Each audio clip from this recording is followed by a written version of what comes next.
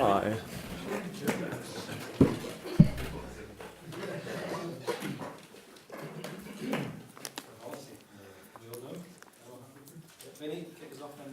Jurgen, we'll start with team news. Lovren, Milner, Keita, Shaqiri. How far away or all of them? Again? Sorry, Dejan first. They are trained now since, what is today? Wednesday is today. Yes, since the start of the week, Monday. So, first steps out there on the pitch is good. Mele is not in team training. Nabi is not in team training. Shark is not in team training. Got any time scales and stuff? Yeah, all soon back. Just on Shaqiri, how important is it to keep hold of him in this transfer window? We hear of interest from Roma and Sevilla. Is that a question? Yeah.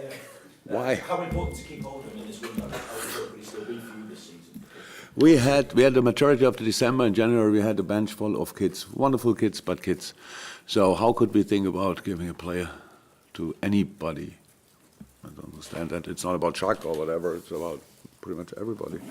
That we just have to keep them for sorting our situation and not the situation for different clubs. And if somebody would come around the corner and ask properly, but what didn't happen. So that then we maybe, if they are desperate, whatever, then we think, but there's absolutely no intention from our side to do anything. Obviously, the first game against Wolves this season, we talked a lot about VAR after that, but I'm just looking back at that game. Are Wolves as difficult a test as you face this season in the Premier League, and what is it that makes them so difficult? Yeah, it was interesting. I understood 100% in the game that it was for Wolves not easy to take because situations we don't see really and stuff like that in these moments. But afterwards, both decisions were completely right. So there's no need to talk after the game about VR because in this case the VR took the decisions right. Apart from that, Wolves are not only this year, was last year already like this. Are really difficult to play. They play a similar system to other teams. Depends a little bit to how they set up, but 3-5 in the back. But they do it differently. Cody has a different role. They make the pitch really big, ask you for a lot of footwork. I would say you have to run a lot, and that's normal and good, and it's their way to play, but. There are, of course, like for us, there are solutions for that, but not without working a lot. So you cannot play on a 50-60% basis against Wolves and have absolutely no chance. And that's a challenge for that game. Hello. Hi. Fabinho got a taste the other day. How close is he to starting, and how good to have him back?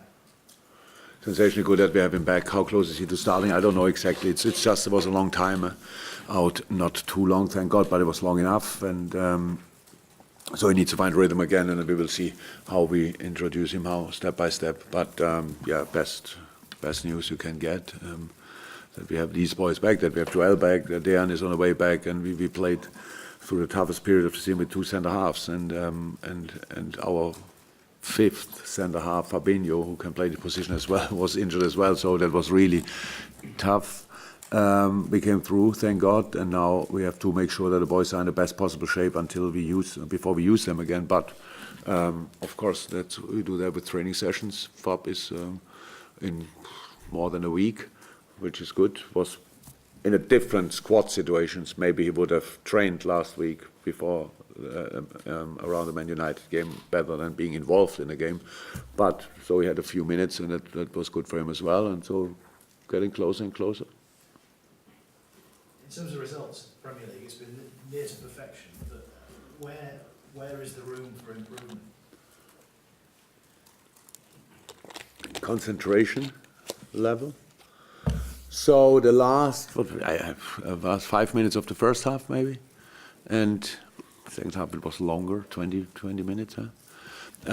When United came up, the game should have been decided already. But and I get it 100%. It's a lot of times we're all human beings, and that's normal. We do a lot of things right, so in the right way. Dominate the game, in a way which maybe it's not, you cannot really expect before the game. But do that, but you don't finish the situations off. So that keeps the game open. And then the quality in the Premier League is just too high that you can, I don't know, on a 90% concentration level, which drops from time to time, that you then are completely secure or safe. And so we came, not real trouble, but they had a few finishes. And a big chance even in the second half.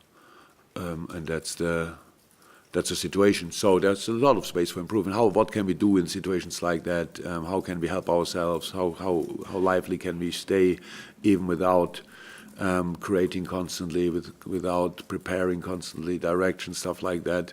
So we need to find a common way in these situations to still dominate the game in a just slightly different manner. That's it.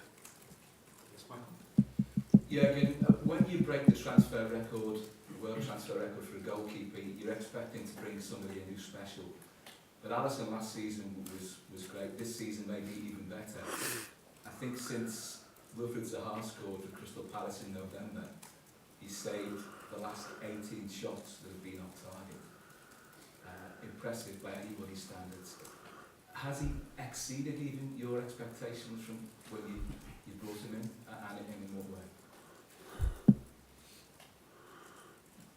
As a goalkeeper, we knew what we get. Okay, yes, he made steps, which is normal in his life and with the training he gets with John and Jack. As a person, yes, he has exceeded the expectation because an outstanding guy. It's just, you cannot imagine that a professional football player, we have a lot of really good guys, but he's a very special person. And that's great, yes.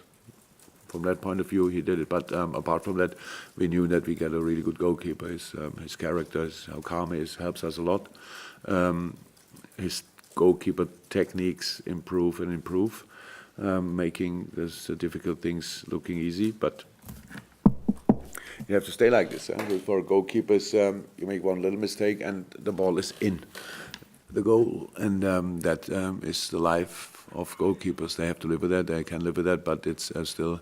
I know Ali doesn't take it for granted, or I don't take it for granted. So that's how it is. Fantastic boy, fantastic goalkeeper.